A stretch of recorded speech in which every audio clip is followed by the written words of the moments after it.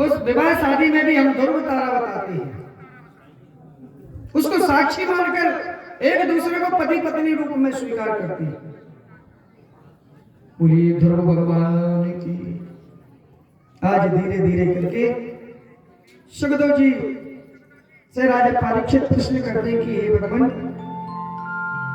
आगे की इस कथा में बड़ा ही आनंद आया है, ऐसे ही सुंदर सुंदर पावन चरित्र सुनाइए ना। भगवान कहते हैं, महर्षि कश्यप की जो पत्नी थी दिति, एक समय संध्या समय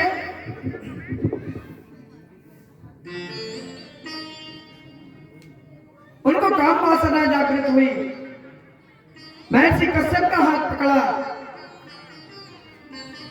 और काम वासना से पीड़ित होकर पति से अनुरोध किया। पति ने बहुत समझाया लेकिन नहीं समझी।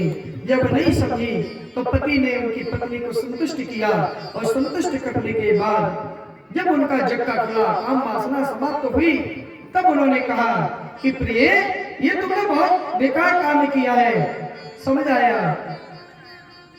हे भगवान, मुझसे बड़ा अपराध हो गया। क्या बात है?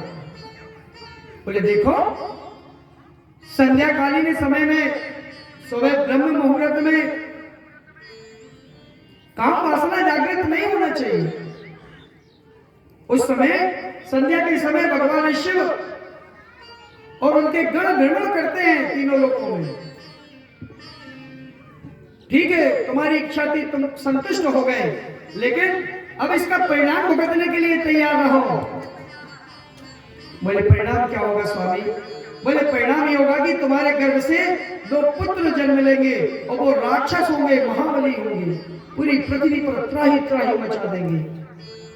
सुखदेव जी कहते हैं, राजा परीक्षित, 12 अवतार में जो मैंने कथा की थी, हिरण्याक्ष और हिरण्यकश्यप, ये हिरण्याक्ष भी उपद्रवी था, इसने भी पूरे भूमंडल पर त्राही त्राही मचा दी थी, उसका वध हुआ। हिरण्यकश्यप को पता चला ये हिरण्यकश्यप जो है ये भी त्राही त्राही मचाने के लिए तैयार है। ये तो भाई की मृत्यु सुनकर कि विष्णु ने मारा है, इसके लिए अब मैं बदला लेने के लिए जा रहा हूं। ये चले गए तपस्या करने के लिए। बोले भगवान, जब मां को यह पता चल गया कि मेरे गर्भ से दुष्ट संतान होगी, तो मां ने गर्भ को नष्ट क्यों नहीं कर दिया? बोले विधि का विधान है, नहीं कर सकते, सब कुछ हमारे हाथ में नहीं है। आज बड़े प्रेम से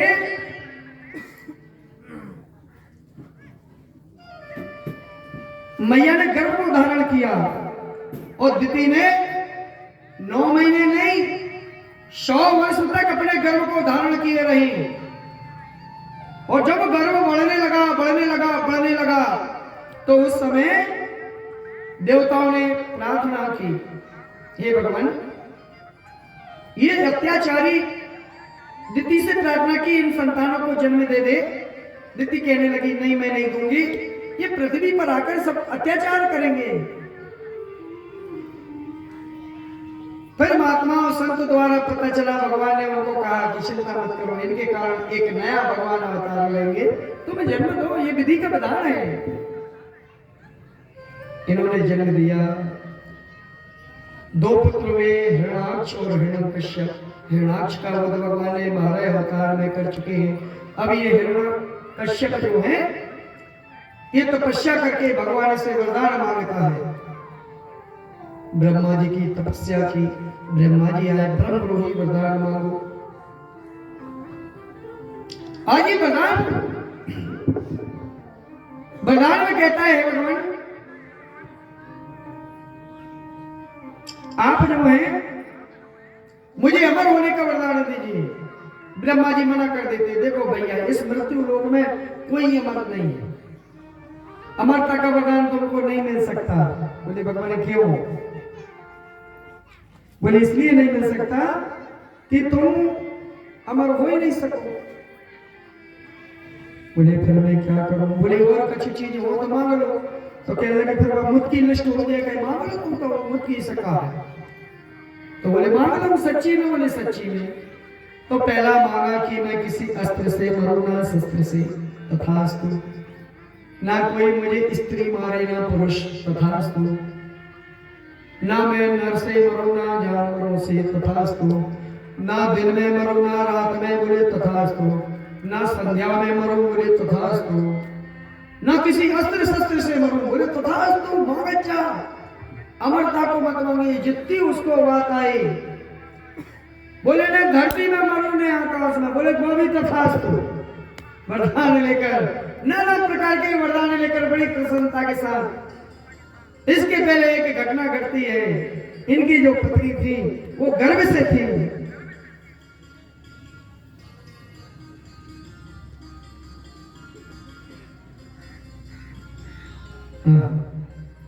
आज इंद्र ने सोचा कि एक तो ये हिरण कश्यप ये भी बड़ा गड़बड़ कर रहा है, और इसके पेट में इसका एक बालक और मैया के पेट में पल रहा है, इसकी पत्नी गर्भवती है, तो वो राक्षस की औलाद भी राक्षस ही हुए। इंद्र ने इनका हरण करके ले जाने लगे। भगवान विष्णु ने नारद से कहा, नारद इंद्र गलत कर रहा है, इसको समझाओ, मेरा परम प्रिय भक्त अब अवतार लेने वाला है, उसके लिए मुझे एक अद्भुत स्वरूप में भूमंडल पर लीलाएं करना होगी। नारद जी आए, इंद्र को समझाया, और उनकी जो पत्नी थी उनको अपने आश्रम पे ले गए। समय पाकर उनका गर्भ हुआ, और उसका नाम नारद जी ने प्रहलाद रखा। बोलिए भक्त प्रहलाद की जय। ऐसे ही आओ ना, तो हम भी अच्छी अच्छी ऐसे ही कथाएं सुने, फालतू अपन भी टाइम पास नहीं कर रहे हैं। तो सब कुछ समय पे जाओ करिए, जितने जल्दी हो उतने जल्दी। तुम तो 11 बजे भी आ जाओ नहीं खा पी कर, तो हम 11 बजे से बैठ जाए, और इतने क्या होगा 2-2:30 बजे खत्म कर दो, तो अपन 2-2:30 बजे कर देंगे। हाँ तू और करें ना परेशान है, कहूँ जब देखा तो होती बिजली, तो तुम्हें सबको ये एक लठिया दे तो जाके मार के तो खूब ही नखरे बता रही है। चलो कोई बात नहीं, उसका काम वो करेगा, अपना काम अपन करेंगे। कहीं देख लेना भैया, इस पार्किंग हो रही है उधर, कहीं देख लेना।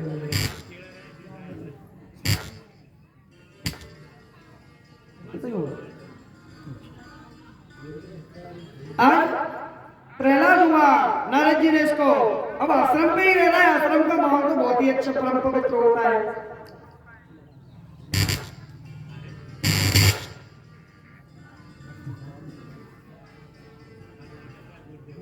नहीं कोई हम तुम्हारी तरफ तो वैसे वैसे देखना, तुमसे कठिन नहीं कह रहे। आज ये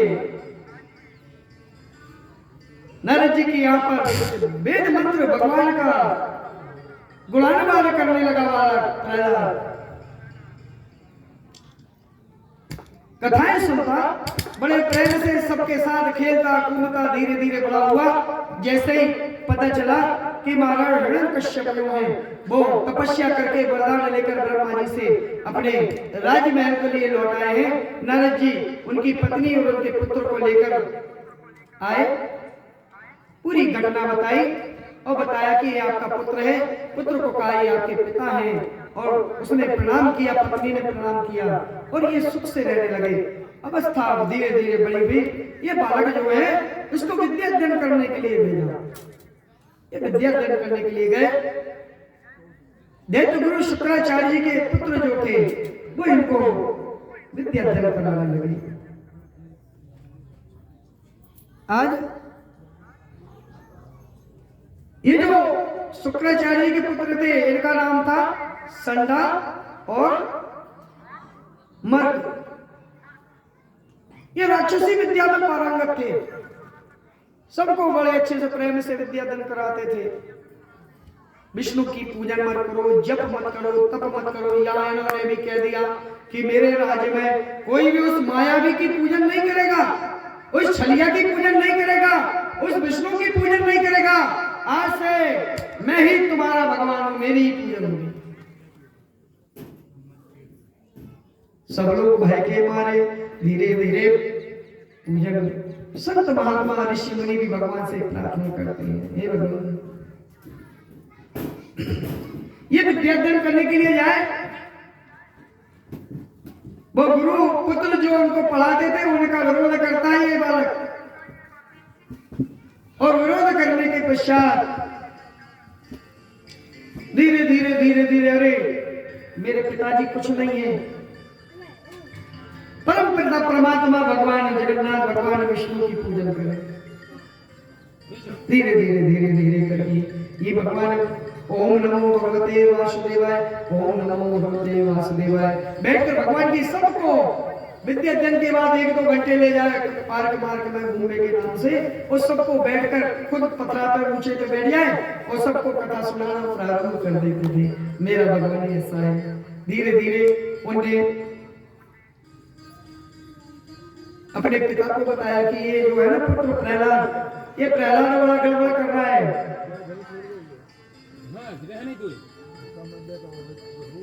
फिर बोले जाओ महाराज को बताओ। महाराज के पास खबर पहुंच गई। महाराज से कहा महाराज तुम्हारा पुत्र राक्षसी विद्या नहीं सीख रहा।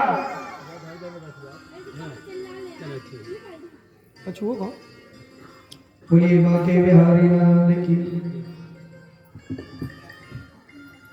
राजा के कानों में खबर पहुंची।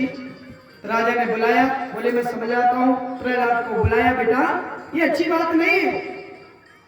धीरे धीरे धीरे धीरे समझाना प्रारंभ, लेकिन ये ले जाओ मैंने समझा दिया। फिर उनका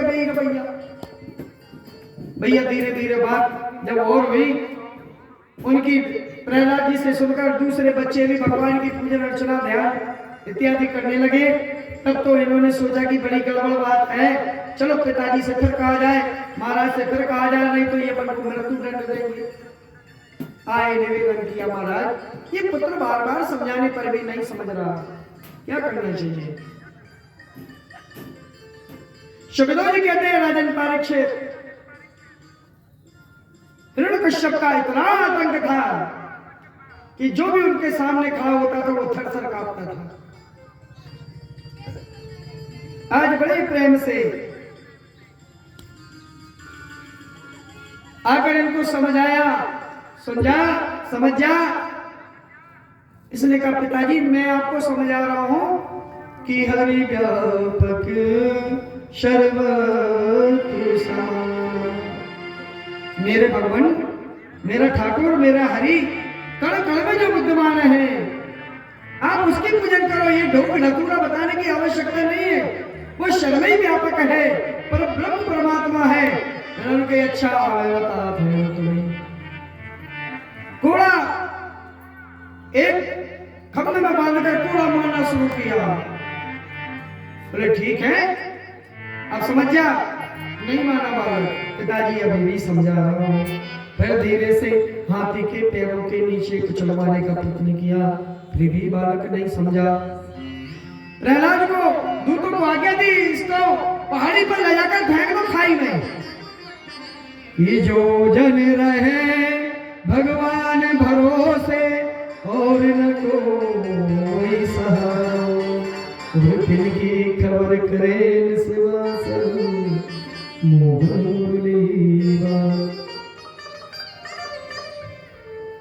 हे भगवान, जैसे ही उसको फेंका भगवान ने कमल का पुष्प फेंक दिया।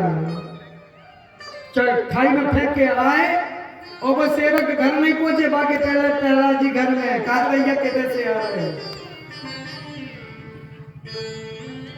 उन्होंने कहा क्यों, ये तो यही घूम रहा है, तुम नहीं गए? बोले दूसरे को ले जाओ। बोले इसको समुद्र में अच्छे गहरे पानी में पत्थर बांध के फेंक आओ। उधर से भी भगवान ने रक्षा की। होलिका को बुलाया। होली के अरे ये देख तेरा भतीजा कैसा गड़बड़ कर रहा है। बोले भैया चिंता मत करो, मैं देख लूंगा। होलिका ने तपस्या करके एक चुनरी ली थी और कहा था मैं अग्नि में ना जलूं, यदि आगे में भी इसको ओढ़ के बैठ जाऊं तो भी मैं ना जलूं। उनसे कहा था सुनो, जब तक तुम सत्यता पर धर्म पर चलोगे तुम्हारा बाल बांका नहीं होगा, और जिस दिन तुम अधर्म का कार्य करोगे उस दिन गोविंदाय नमो नमः ये भाई के प्रेम में होलिका इतनी विलय हो गई, इतनी दीवानी हो गई कि इसने वो पूरी बात छोड़ दी और बस अपने भतीजे को गोद में लेकर बैठ गई। अग्नि चिता बन गई, चिता में आग लगाने की आज्ञा दी। ये भैया प्रहलाद जी आंख बंद करके ओम नमो भगवते वासुदेवाय, ओम नमो भगवते वासुदेवाय, ओम नमो भगवते वासुदेवाय। भैया जैसे ही हुआ धीरे धीरे आगे बढ़ी, होलिका का पूरा शरीर जलने लगा। इनको बिल्कुल आराम से बैठे भैया, देखो बुआ जी जल रही है, धीरे से कहीं हम निकल जाए, तुम वो प्रहलाद जी निकल कर आ गए। बोलिए भक्त प्रहलाद की जय। आज इनसे पूछा, सुनो अभी भी मान जाओ। गुरु पुत्रों ने कहा चलो आखिरी समय में समझ जाए बालक। देखो तुम ये सर्वई व्यापकता की बात करते हो, लेकिन थोड़ा सा हमारा भी ध्यान रखो, हमारी बात नहीं मानो। बोले इस संसार को देखना है, जगत को देखना है, तो बेटा पिता की बात मान। कहते हैं जगत के रंग क्या देखो, जगत के रंग क्या देखो, तेरा दीदार काफी है। जगत के रंग क्या देखो, तेरा दीदार काफी है। जगत के रंग क्या देखो, जगत के रंग क्या देखो, तेरा दीदार काफी है। जगत के रंग क्या देखो, तेरा दीदार काफी है। जगत के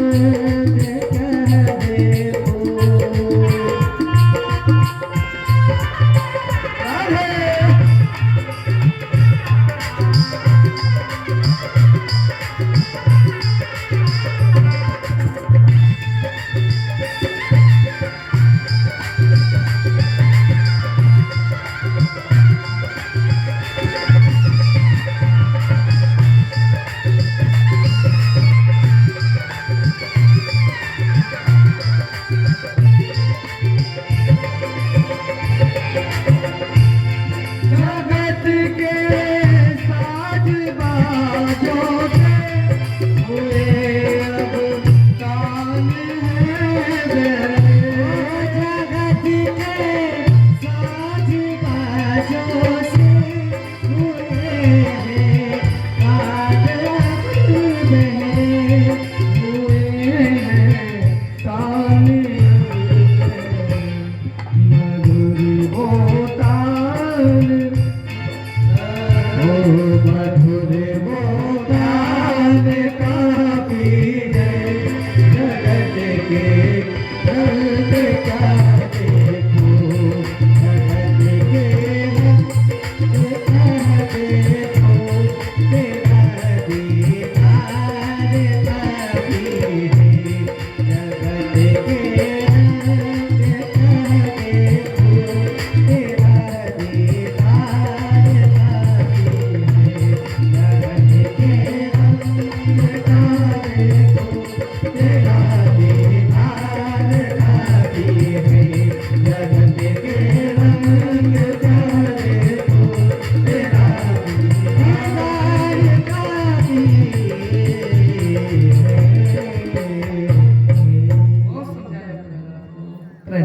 बेटा मान हमारी बात मान।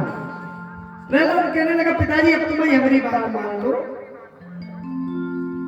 हिरण्यकश्यप को बहुत क्रोध आया है।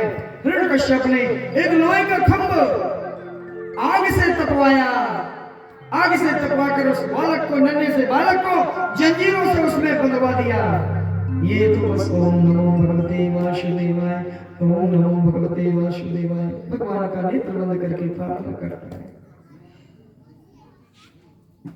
सच्चे सदगुरु का यदि साथ हो जाए, गुरु का यदि साथ हो जाए, गुरु को यदि हम मन से स्वीकार कर लें तो ध्यान रखना बाधाएं आएंगी लेकिन परास्त नहीं होगे, विजय आपकी ही होगी। बोलिए गुरुदेव भगवान की। आज दोनों बालकों के जीवन में गुरु ने सदगुरु ने प्रवेश किया। अपन कहते हैं ना आप लोग भजन गाते हो सदगुरु सदगुरु, वो सदगुरु है क्या? गाने वाले का काम थोड़ी है। वो सदगुरु कौन सा तत्व है, वो सदगुरु की विशेषता क्या है, हम कैसे समझें कि ये सदगुरु है। समर्पण होना चाहिए गुरु के चरणों में। गुरु के शरीर से कोई मतलब नहीं होता। गुरु यदि परमधाम को भी चले जाए तो मंत्र है, उस मंत्र को ही गुरु मानना चाहिए। पर तो तनक सी उम्र में दीक्षा दिलवा दे तो बेगार से काटते हैं गुरु विद्या दो मोड़ा मोड़ी है ना झंझट सही भली। अब मैं मोड़ा मोड़ी बच्चे बच्चे वो छोटे छोटे सबको गुरु मंत्र दिलवा दिया। जब वो समझदार हुए उनसे पूछो कहा भैया तुम्हारा गुरु कौन है? मैंने ये पता नहीं, हम आप कितने वर्षों से आ रहे हैं आप लोगों के बीच में ऐसे बुद्ध के चेला है। हम गांव में 15-15 20-20 दिन घूम के चले जा रहे हैं। गुरु जी उन्हें भैया हमें पता ही नहीं कि तुम हमारे गुरु हो। अरे हमें कब पता नहीं, तुम्हारे बाप नेता नहीं निधि चेतन भाई भैया उन्हें बताना चाहिए कि जय पंडित जी तुम्हारे गुरु हैं। हम क्या कर ले, हम कौन के घर से बच जाते पहुंच जाए भैया हम तो। कहने का मतलब क्या है, जब वो योग अवस्था में पहुंच जाए वो पहचानने लगे गुरु शिष्य के रिश्ते को। ये रिश्ता साधारण नहीं होता माताओं बहनों भाई। उनको मंत्र पता ही नहीं है। अभी हम बड़े बहुत सारे लोगों से पूछे पूजन करवा बड़े बड़ों की मोड़ों की नहीं बड़े बड़ों की गुरु मंत्र बोलो। को जनक महाराज ने कजल कछु कान में गुड़गुड़ा स्वभाव। अरे वो गुड़गुड़ा वो थोड़ी मंत्र है। धिक्कार है ऐसे जीवन को जो अपने गुरु का दिया हुआ पावन मंत्र को भुला दिया। अरे गुरु भूल जाओ 100 बार भूल जाओ, गुरु पाई के 50 मिल जाएंगे लेकिन मंत्र बार बार नहीं मिलेगा। वो अवसर नहीं मिलेगा। गुरु जी हम तो भूल गए, हमें याद नहीं तो हमने फलाने महाराज से ले गए। बाय एक तो खुद पापी बने, बाय और पापी बना दो गरीब नहीं, बहुत बड़ा पाप लगता है। हाँ अनुसरण करना चाहिए गुरु का। दत्तात्रेय जी भगवान हुए, उनको गुरु माना है, मानने की बात अलग है। उनका एक उपदेश एक शिक्षा उनसे ग्रहण करना चाहिए। गुरु में फलानी विशेषता भैया ऐसे ही दत्तात्रेय जी भगवान ने यही तो किया था। आज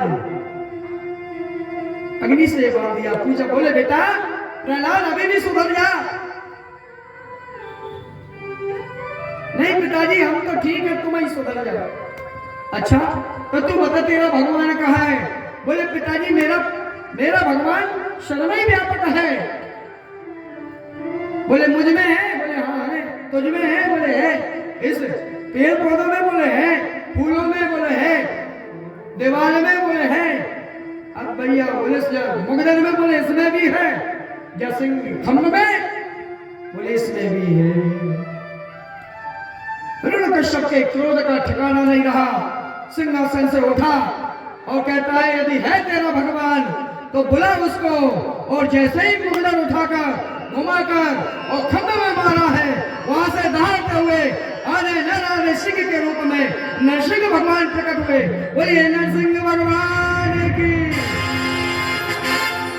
देवताओं ने पुष्पों की वृष्टि की है। आज नरसिंह भगवान ने चिंगारी दहाड़ना शुरू किया। इधर उधर बड़ी आंख से विशाल मुख को फाड़े हुए भैया जितने उनके मंत्री वगैरह थे सबने देखा तो भैया जिंदे कहा जा रहा। अरे जिंदे रहे तो ठीक है, कहां जो अद्भुत आधा नर और आधा सिंह कि प्रबल प्रेम के पाले पड़कर ए जी प्रभु को नियम बदलते देखा। और अपना मान भले घट जाए पर भक्ति का मान न घटते। बोलिए नरसिंह भगवान की। आज नरसिंह भगवान ने उस पुत्र को मुक्त किया है और जाकर बिल्कुल सिंहासन पर हिरण्यकश्यप बैठे हुए थे, उनको चोटी पकड़ के एक लात धाम से मुकुट नीचे और महाराज जी और बाल पकड़कर घसीटते हुए लेके आ रहे हैं। वो छोड़ो छोड़ो छोड़ो, देखो तुम ठीक नहीं कर रहे, मैं समझ रहा हूँ ये विष्णु, तू विष्णु है, माया भी है। आज ये कछु हुए देखी सुनी है। आज नरसिंह भगवान उसको लेकर आए हैं, बल से उसका पर ऊपर उठाया है, देहरी पर आकर बैठ गए, खूब जोर से गर्जना की, खूब जोर से दहाड़ की और बस क्रोध करने लगे। ये कहता है तुम मुझे नहीं मार सकते। क्यों नहीं मार सकते? बोले हमें वरदान है। बोले क्या वरदान है? एक एक करके पूछ ले। बोले मैं दिन में मरूं ना रात। तो बोले देख ना दिन है ना रात, ना ऊपर मरूं ना नीचे। बोले देख ना तू जमीन के ऊपर है, आकाश में है ना बीच में, न घर के अंदर मरूं ना बाहर। देख मैं देहरी पे बैठा हूं, ना मुझे मनुष्य मारे ना जानवर। और देख मैं मनुष्य भी, पूर्ण मनुष्य भी नहीं हूं, जानवर भी नहीं हूं, आधा नर आधा सिंह हूं। तूने कहा था मैं किसी अस्त्र से ना मरूं, शस्त्र से ना मरूं। देख मेरे आयुधों में, मेरे हाथों में किसी प्रकार के आयुध नहीं है, हाथों में कोई अस्त्र शस्त्र नहीं है। और तूने एक और वचन मांगा था कि 12 महीना में ना मरूं। तो मैंने उसी दिन से, जिस दिन से ब्रह्मा ने तुमको वचन दिया था, वरदान दिया था, उसी दिन से एक स्पेशल महीना बनवाया है जिसको हम मानवास या पुरुषोत्तम महीना कहते हैं। और सब पूरे वरदानों को याद दिलाते हुए आज मेरे राघव, मेरे नरसिंह भगवान ने जोर से दहाड़ते हुए, गर्जना करते हुए और नरसिंह के पेट में अपने नाखूनों को गाड़कर और उसको फाड़ डाला है प्राण के रूप में।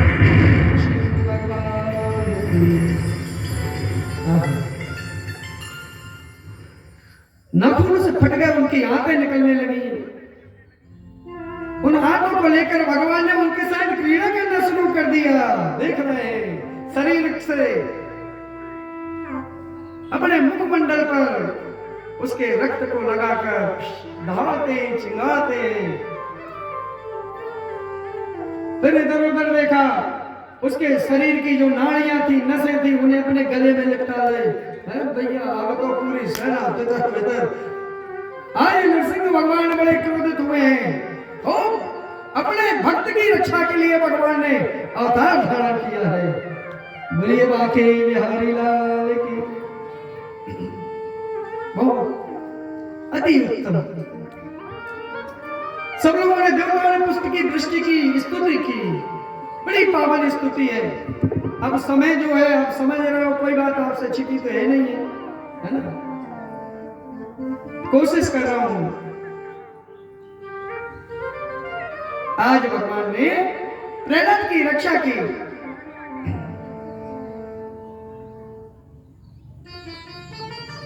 सुखदेव जी कहते हैं, राजा परीक्षित,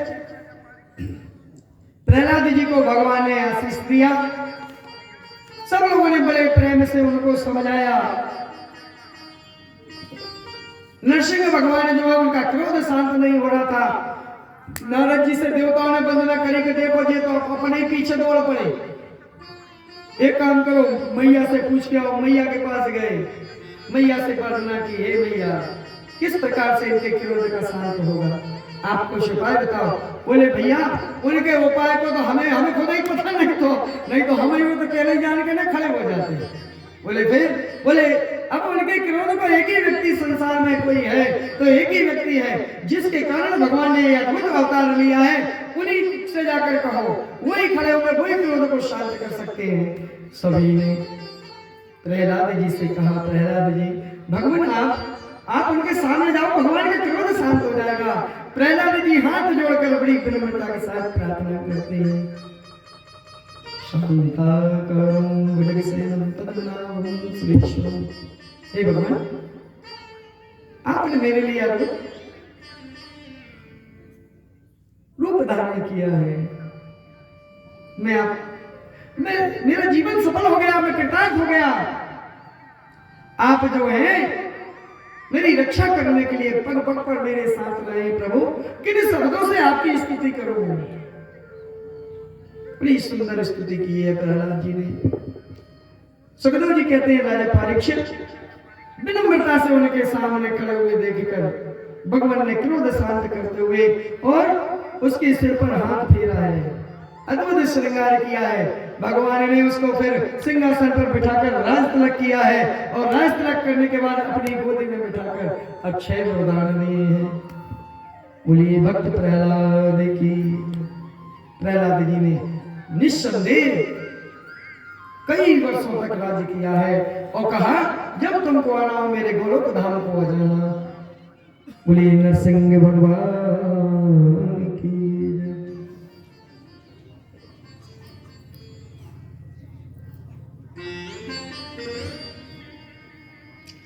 हमारी घड़ी में 4:30 बज रहे हैं, आपकी घड़ी में कितने बज रहे हैं? देखिए, यदि तुम्हारी घड़ी में भी 4:30 बज रहा हो, ताली बजा दो, आधा घंटा और कर ले। क्या भैया कर ले?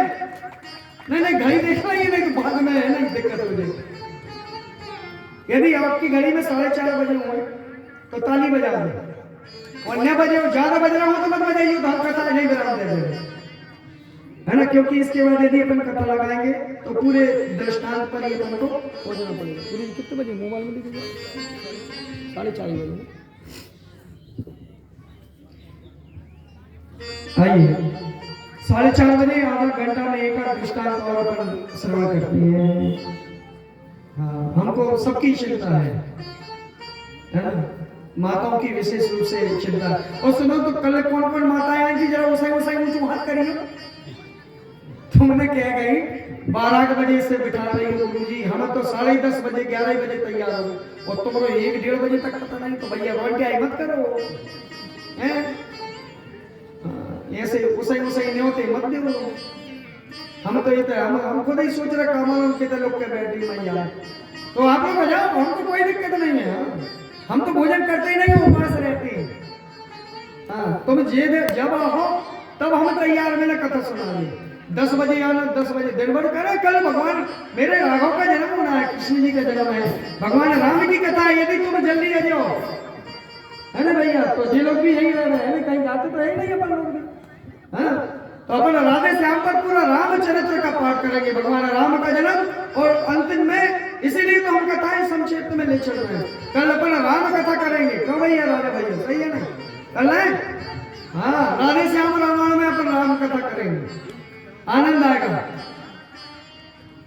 तो यदि इच्छा हो कल राम कथा सुनने की तो ताली बजाइए सब कोई। उसे हम देख रहे थे, हम ऊंचे बैठे, सबके हाथ दिखा दिए ऐसे बजा। एक बार जोरदार ताली बजाइए। हाँ तो कितने बजे से बैठ जाए कल ईमानदारी से कितने बजे भैया? देखो यदि राम कथा करूंगा, पूरी कथा करूंगा तो मुझे कम से कम 4 से 5 घंटे चाहिए। तो 12 बजे से शुरू करें तो 5 बजे तक जा, और फिर 1 घंटा कृष्ण जन्म को। तो या तो रोटी इकट्ठी बना कर रखे यो घर बोल सारा ही, तो अपनी टेंशन ही खत्म है ना। कर सकते हैं अपन? यदि हाँ तो ताली बजाकर संकेत दे सकते हो आप। हाँ सबको मान लेंगे जी का करें। चलो ठीक है, जितनी सुनोगे उतनी सुनोगे। बोलिए बाके बिहारी लाल के। हाँ हमारे भाई लोग तो वो तो कितनी बड़ाई करो आप लोगों की, वैसे ही वो यहाँ व्यवस्थाओं में लगे रहते हैं, यही खड़े रहते हैं। बहुत तकलीफ होती है। पूरा परिवार, पूरे गांव के मोहल्ला पड़ोस के सब लोग मिलकर इतनी मेहनत कर रहे हैं, निश्चित सब बधाई के पात्र हैं, सब बधाई के पात्र। पानी गिरता रहता है, उसके बाद कल बैठे रहे। और हमारी मैया भैया का पता है ईमानदारी, जिन लोगों ने अपन ने सोची कि माता है कमरा में बिठा देंगे, इन्हें कथा मथा नहीं सुनी, खुद की कथा करते रहेंगे। खूब हताई भैया कर ले अंदर कमरा, और पानी और गिरे तो फट्टा वो लगा ले बेचारा। चलो अच्छी बात है, कोई बात नहीं, आए तो आने का ही फल है। सुखदेव जी कहते हैं राजा परीक्षित आज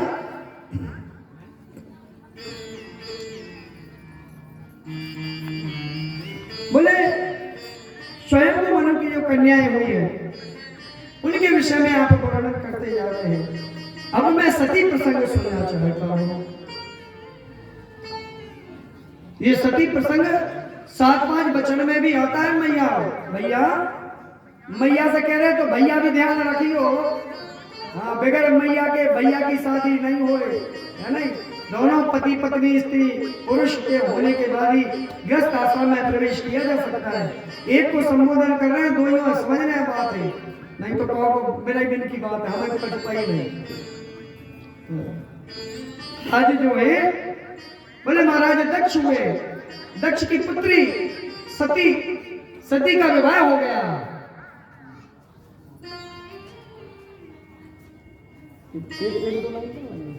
गोरा सांची बता भैया। सती के विवाह के बाद जब बात हुई, सखियों ने पूछा है ना, कई काय तुमने जो भोले बाबा से ब्याह केस कर लो, का विशेषता है, बैल पे बैठ हुआ नहीं है, मोतियों की माला की जगह सांपों के माला डाल रहे थे, मुर्दा की अपन क्रीम पाउडर लगाते हैं, जो तो मुर्दा की भस्म लगाते हैं। तुमने शादी कैसी कर ली? तो मैया बोली देखो हमें कोई टेंशन नहीं है। बोले काहे? बोले सुन लो, गोरा सांची बताओ, गोरा सांची बताओ, कैसे के करवा लो, गोरा से जाओ, गोरा सांची बताओ, कैसे करवाओ, गोरा से जाओ, गोरा सांची बताओ।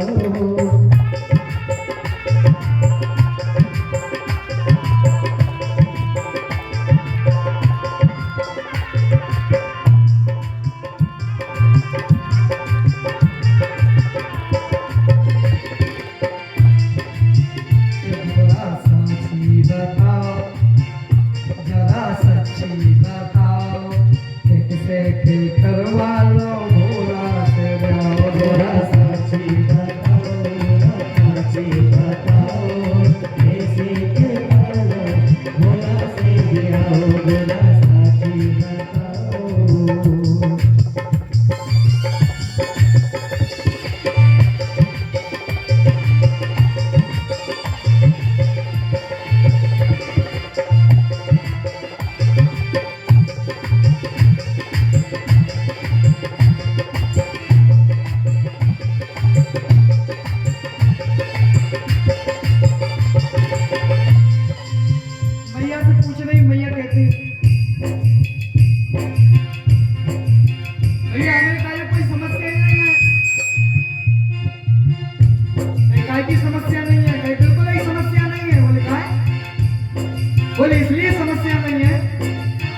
गोरा सांची बताओ कैसे के करवा लो गोरा सांची बताओ गोरा सांची बताओ कैसे के करो गोरा से आओ गोरा सांची बताओ।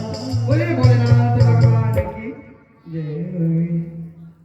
भैया कल अपन जाए भजन करें, यदि जब भजन में फंस जाए तो हम भूल गए थे, आधा घंटा को समय लगा हमने, इसलिए अपन कल इस भजन को पूरा करेंगे। आइए मैया से पूछा कि सच्ची सच्ची बताओ, तो उन्होंने कही न तो हमारे पास लाइट की टेंशन, न पानी की टेंशन, और न कपड़ा धोने की टेंशन, और भोजनों की भी कोई टेंशन नहीं है। और मैया यदि इतनी टेंशन अपनी खत्म हो जाए तो फिर अब जा से बड़ा सुख और का हो सकता। आंख बंद करके बैठ जाते, दादा को पता ही नहीं चला कितने सालों बाद आंख खोले। सुबह शाम कौन भोजन बनाए, अपन इकट्ठो बना ले, खा पी ले। बिजली को कभी होता ही नहीं, 24 घंटा जनरेटर चंद्रमा माथे पर विराजमान है। उजेरो ही उजेरो अद्भुत है मेरे भोले। और पानी भरने भी नहीं जाने पड़ा भाई, 24 घंटा धार चल रही गंगा मैया की, कोई कनेक्शन नहीं, कोई बिजली को बिल नहीं, खूब सपड़ो सपलाओ, खूब अच्छे से नहलाओ, ऐसा ही तो खतवा लो बोला से। आज भगवती बड़ी प्रसन्न है। एक समय महाराज दक्ष यज्ञ कर रहे थे, उसके बाद सम्मान समारोह था। उस सम्मान समारोह में भोले बाबा भी विराजमान थे। भोले दक्ष महाराज को आने में थोड़ा विलंब हुआ, भोले बाबा समाधिस्थ हो गए। जैसे ही दक्ष आए उन्होंने देखा तो सारे के सारे देवता उनके सम्मान में उठकर खड़े हुए, लेकिन भोले बाबा वहीं के वहीं बैठे रहे।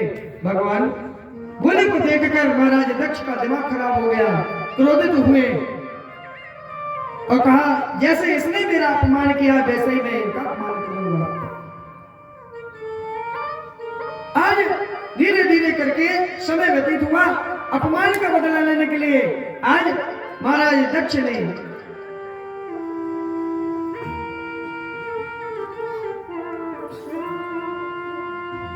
भोले का अपमान करने के लिए यज्ञ का आयोजन किया। उस यज्ञ में सब देवताओं को सपत्नी सपरिवार से बुलाए, लेकिन दक्ष को नहीं बुलाया। इस कहानी से माताओं आपको बहुत बड़ी शिक्षा है। ये कोई साधारण कहानी नहीं है, साधारण कथा नहीं है। आपके मान सम्मान और प्रतिष्ठा की कहानी है।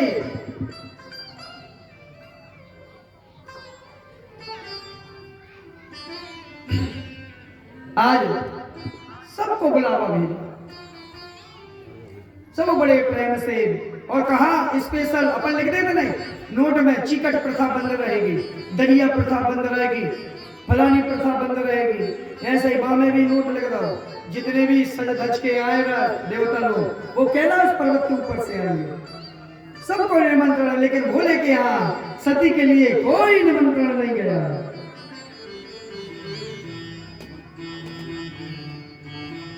बड़ी जैसे ही देवताओं का विमान ऊपर से निकले, सती मैया देखकर बड़ी हर्षित भी होती और चिंता भी हो जाती। सब कहाँ जा रहे पता ही नहीं है। नारद का ध्यान किया, हे नारद। नारद प्रकट हुए, मैया आपने मुझे याद किया। आप लोगों के मन में एक विचार आता होगा कि नारद जी का स्मरण किया और नारद जी हाजिर, ऐसा कैसे हो सकता है? भैया नारद जो है वो मन से भी तीव्र गति से चलने वाले हैं, और पहले उतनी ताकत होती थी। आजकल भी अपने पास नारद जी आ गए, ये फोन कन्नक नंबर डाल के खट्ट से लगाओ, 2 मिनट में बात शुरू हो जाती। पहले भी था व्यवस्था। पूछा ये क्या? बोले तुम्हारे पिता के यहाँ महाराज यज्ञ कर रहे हैं, तुमको निमंत्रण नहीं आया? बोले नहीं। अच्छा आ रहा हो गया। महाराज जी तो समझ गए सब चीज। धीरे धीरे उन्होंने कहा एक काम करो, चलो। नारद जी ने प्रणाम किया, बिला इधर सती जो है भोले बाबा को जगाती है, भगवान की ध्याई नित्यम महेश रजत गिरिनिभं चारुचंद्रां रत्नाकल्पोज्ज्वलं परशुभगवरा भीतिहस्तप्रशमनं पद्मासीनं सन्तास्ततर्मरेगणं व्याधिकृतिपशानं विश्ववन्दनं भवेहवनं सर्वलोकैकनाथं। हे प्रभु, हे भोले बाबा, नेत्र खोलिए, आग्रह सुना। बोले बाबा ने नेत्र खोला। सती क्या बात है? बोले देवता देखो जा रहे। कहाँ जा रहे? बोले मेरे पिता के यहाँ। बोले देखो तो अपने इतने निमंत्रण है, आओ चली जाओ। बोले नहीं निमंत्रण तो नहीं आओ। अच्छा फिर मत जाओ, उचित तो नहीं है जाना। पिताजी है, माँ है। अच्छा एक बात बताओ, कोई पिताजी अपनी मोड़ी बुलावा भूल सकता है क्या? मैया बताओ, सही कह रहा हूँ? आपके पिताजी आपको कोई भी अच्छे कार्य में बुलाना भूल सकते हैं? ऐसा संभव है? कछु आना तो कछु तो कहो। सही है, सही है, सही कर लो यार, सही कर लो। उन्होंने कहा ना आपकी कथा है। पिता का पुत्री के ऊपर अधिकार होता है, लेकिन उस पिता को फिर अधिकार नहीं होता जब वो पूरे पंचों के सामने देवी देवताओं को इष्ट मानकर और हाथ में संकल्प लेकर, हथलेवा लेकर और अपनी बेटी का संकल्प कर दे, कन्यादान कर दे। उस समय से माता पिता का अधिकार पुत्री के ऊपर से समाप्त हो जाता है। फिर सम्मान हो, आपका मान और सम्मान, आपका अपमान हो चाहे सम्मान हो, आपका पति ही सर्वे सर्वा है।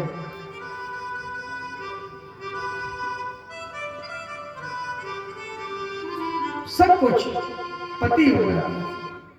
लेकिन आजकल तो जो मोबाइल चल रहा भैया, तन्नक माई के में प्रेम ज्यादा मिल जाए मोड़ियों है, और तन्नक ससुराल वाले कछु कह रहे खट्ट से फोन लगाकर है चुगली। हाँ बेटा क्या होगा? मैंने कहा ये क्या? हाँ तू बिल्कुल मन तभी है, हम है ना। क्षमा करना माता, सभी से क्षमा मांग रहा हूं, लेकिन ये इस बात को गांठ बांध लेना। और बेटियों तुम लोग भी, जिसके माता पिता शादी होने के बाद उसको ससुराल में हस्तक्षेप करते हैं उसके जीवन में, उस घर में 24 घंटे कलाई ही मची रहती, वो संबंध ज्यादा नहीं चल पाता। आपसे निवेदन है उसको समझाओ। तन्नक हाँ आजा, तू तो आजा। पिताजी से कहा आजा बेटा, अपने कछु भूखे थोड़ी मर रहे हैं। ऐसे आदमी तो हलवाई चढ़वाए अपने तक, काय की चिंता, इतने खा रहा है तू और पड़ी रही है। धन्य प्रेम बताओ, प्रेम बताने के लिए। अरे तुम क्या उसको घर बनाकर उसका जीवन नरक बनाने की कोशिश कर रहे हो? नहीं, कहो बेटा यदि तू मेरी संतान है, पहले कहते थे ना कि मां का दूध पिया हो तो आ जाओ लड़ने के लिए। उस बल में 14 वर्ष राम जब लौटकर आने लगे, हनुमान जी से कहा, हनुमान जी ने कहा भगवान मैं 1 मिनट में आ रहा हूँ। बोले क्यों? बोले मेरी मैया यही तपस्या कर रही है, उनसे जरा उनके दर्शन कर आऊं। अच्छा तुम अकेले जो तुमरी में आता रही है, हमारी कछु नहीं लगे। भगवान भी चले गए। हनुमान जी ने जाकर परिचय करवाया, मैया ये मेरे प्रभु राम है, ये जानकी मैया सीता है, ये उनके अनुज लखनलाल है। रावण हरकर ले गया था, भगवान ने रावण का वध किया और सीता मैया को रावण के चंगुल से छुड़ाया। उसमें हम लोगों ने मदद की। अंजना माई ने कहा दूर हो जा मेरी निगाहों से, चुल्लू भर पानी में डूबकर तू मर क्यों नहीं गया? मेरे दूध की लाज लगा तूने आज मुझे नीचे देखना पड़ रहा है। क्या मेरे दूध में कोई कमी थी? धिक्कार है हनुमान तुझे। अरे तेरे इष्ट को, तेरे राम को, उस रावण को मारने के लिए जाना पड़ा। क्या मेरे दूध में इतना बल नहीं था? क्या मेरे दूध में इतनी शक्ति नहीं थी? तू उस रावण को नहीं मार सकता था? दूर हो जा। लक्ष्मण जी मुस्कुरा गए, देखो हमने इतना परिश्रम किया और अंजना मैया अपनी हनुमान से कह दी। मुस्कुराए, मैया समझ गई। मैया ने उच्च स्तर से जो अपने स्तन को दबाया, दूध की नदियां बह गई पहाड़ को चीरते हुए, 5 धाराएं निकली। बोलिए मिनी मैया की। आज यही बात यहां है, हमको हस्तक्षेप करें लेकिन ऐसा नहीं बेटी को निर्बल ना बनाए। आप उसको सहयोग करें लेकिन उसका बल बढ़ाएं, उसकी वीरता बढ़ाएं, उसको हिम्मत दें। बेटा मर जाना लेकिन वापस हमारे कुल का बदनाम करके मत आना उस घर से। तेरी डोली गई है, उस घर से अर्थी निकल जाए, बड़ा उत्साह रहेगा, बहुत खुशी मनाएंगे। लेकिन नीची मुंडी करके मेरे दूध की लाज बचाने के लिए तू नीची मुंडी करके अपमान सहन करके मत लौटना। मरना पसंद है लेकिन झुकना पसंद नहीं। उत्साह बढ़ाइए ना उसका, जाने का तू भी लठ लेके खड़ी रहे, हम भी आ रहे और चले गए लठ लेके। नहीं, उसको अपने अपन कितने दिन रहेंगे जीवित, उसके परिवार को, उसको, अपन को खुद इतना उत्साहित कर दो कि वो हर संसार की कठिन से कठिन परिस्थितियों से भी वो अकेली, हाँ, और आप लोग कमलियों बेटी हो। प्रथमम शैलपुत्री चो, द्वितीयम ब्रह्मचारिणी, तृतीयम चंद्र घंटेति कूष्मांडेति चतुर्थम, पंचमम स्कंद मातेति खष्टम कायतिनीति चो, सप्तमम कालरात्रि च महागौरी च, अष्टमम नवमम सिद्धदात्री च नवरात्रि। आप कमलियों जिस समय हाथ में तलवार उठाती हो झांसी की रानी बन जाती हो, अंग्रेजों को धूल चटा दी 1 महीना में। आप में वो बल है, वो शौर्य है, वो वीरता है। उस वीरता के लिए ही तो हम आपको कह रहे हैं। एक नारी खड़ी हो जाती है, अच्छे अच्छों के चक्कर छुपा देती है, इसलिए आप बदली हो। मैया ने जिद किया, बोले बाबा ने समझाया, नहीं मानी। कहा जाओ नंदी से कहा नंदी ले जा और दर्शन करा के और ले आना उनको।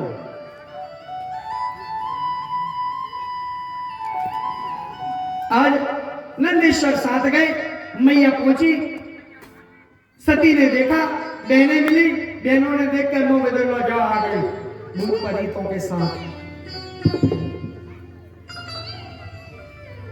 वरना बुलावट जाए तन्ना का फन से ऐसे खसर खसर तरह के लोग लगा।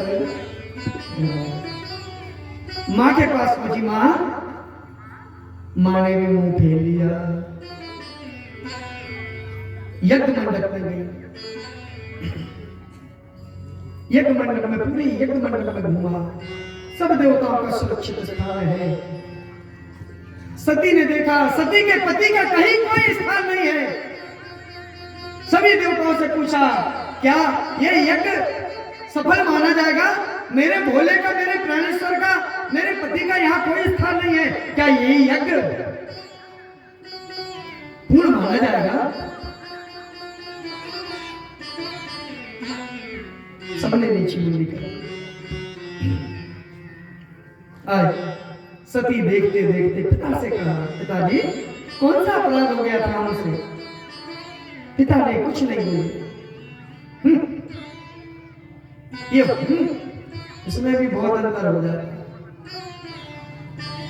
आज धीरे धीरे करके सती के शरीर से पति के अपमान की ज्वाला निकलने लगी, क्रोध अग्नि शरीर से निकलने लगी, सती अंदर ही अंदर जलने लगी और जलते जलते जलते जलते उन्होंने कुछ समझ में नहीं आया।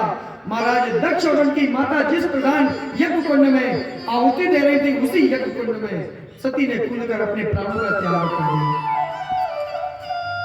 कि जगदम्बा मैया की। आज जैसे ही नंदेश्वर ने देखा, नंदी वहां से दौड़ते हुए भगवान भगवान भगवान, भगवान भोलेनाथ तो पहले ही तैयार थे, तो समझ रहे थे। इसलिए कहते हैं पिता के घर से पुत्री को सम्मान सहित पति के घर आना चाहिए और पति के घर से पिता के घर सम्मान सहित लिवाई जाना चाहिए। बिगर बुलाए तन्नक सी खटर पटर हो गई और अपन जाने का, सुनो तुम, हम तो हमारे बाप के तो चले बिल्कुल नहीं। हम तो रोटी बना कर खे हैं, भरपेट खे हैं, और तुम्हें नहीं दे, तुमसे बने तो तुम बना कर खा लो। तो बेबी ज्यादा देर नाराज ले रही, हम चल कच्छ नहीं गुस्सा में कह रही।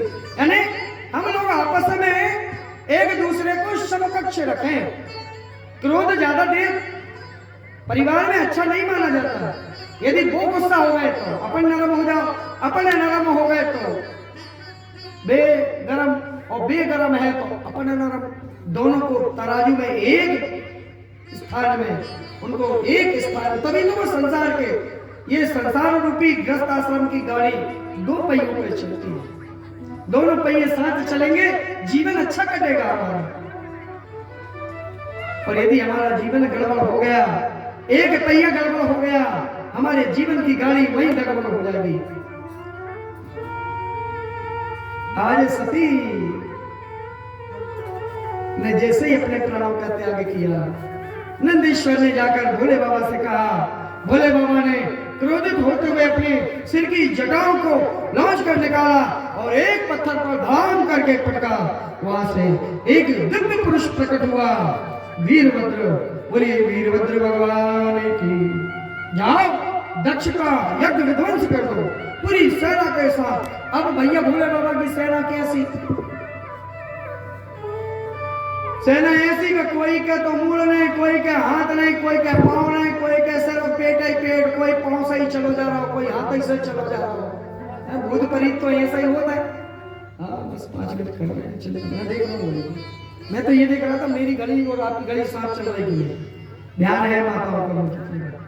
लेकिन इस प्रसंग को भी अधूरा नहीं छोड़ सकते, हमारे व्यासपीठ की गरिमा का सवाल रहता है। ज्यादा नहीं कर वो देखिए मारे तो गुरु जी अपन ने भगवान पूरा नहीं गाओ, कल अपन आप ऐसा लगा ले है नहीं तो अच्छे से कह ये कोई नया मिले अखर है तो हम का नहीं पहुंच पा भजन। कल भगवान कृष्ण का जन्मोत्सव होगा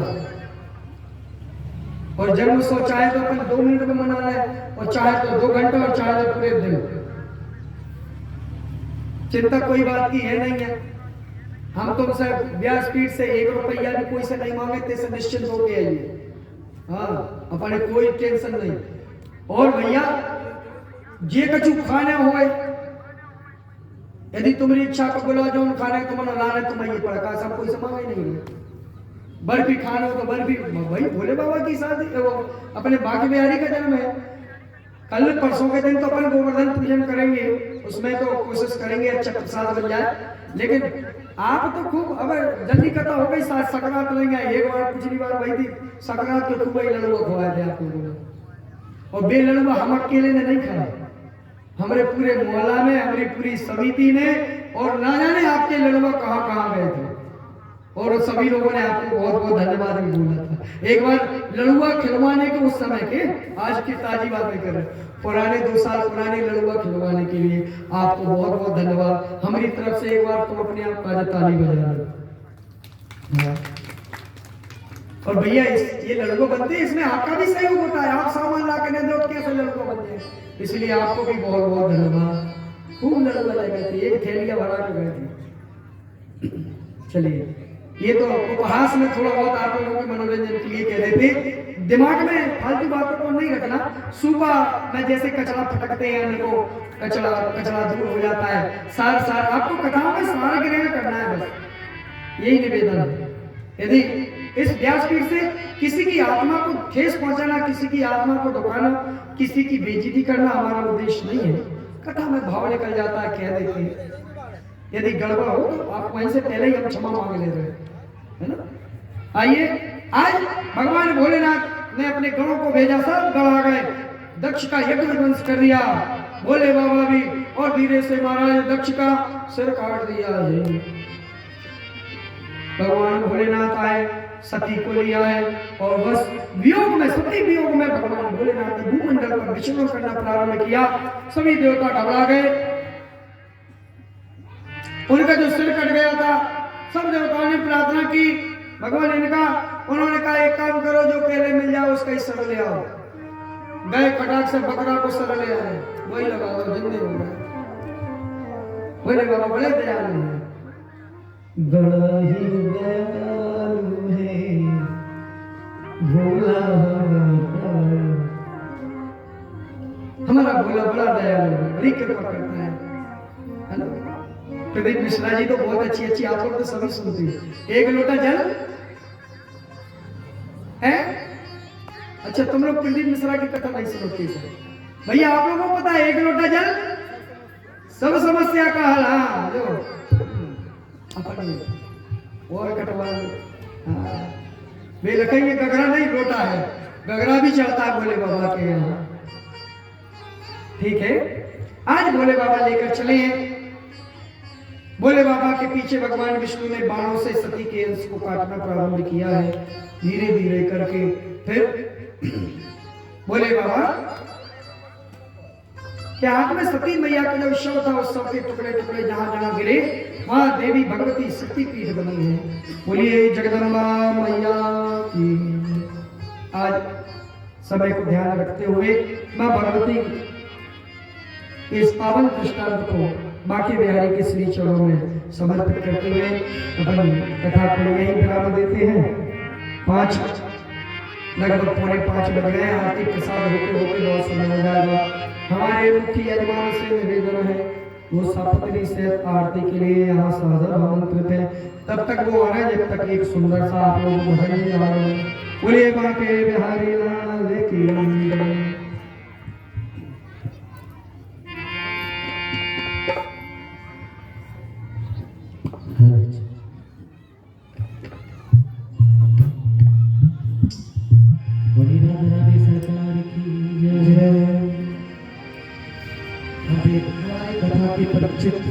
गुड्डू भैया सपत्नी का जाए बिगड़ी मेरी शाम बिगड़ी मेरी दाता बिगड़ी मेरी हो मेरे शाम सलों में सदका बता दो।